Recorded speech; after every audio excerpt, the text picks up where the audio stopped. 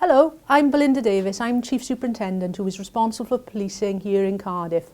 On Saturday the 13th of August 2016, South Wales Police will be marching at this year's Pride Cymru to show support and solidarity for the LGBT community of South Wales. Now, each year, thousands of people and their families come into Cardiff for this event to celebrate equality and diversity. I'm absolutely delighted and I'm very proud to be taking part in this year's march, together with my colleagues from across the force area.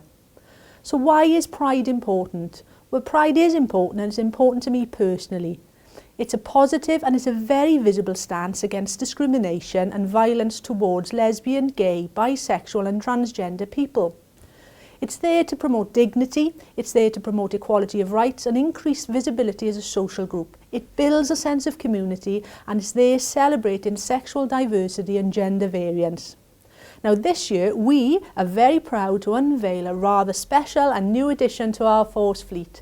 It's our very own LGBT branded vehicle. So hey, look out for it and post a selfie for a retweet and I promise I'll get as many out as I can. I am very proud to work for an organisation that has a genuine and long proud tradition of policing strong and very diverse communities.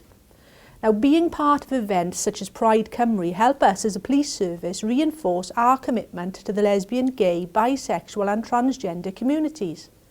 Now remember, hate crimes and incidents are totally unacceptable and they will not be tolerated.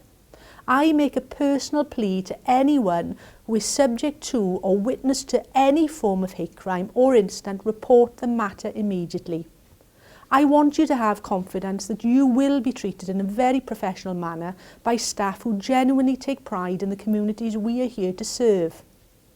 So finally, I will see you on Saturday the 13th of August 2016 at the superb Pride Cymru celebrations here in our wonderful capital city.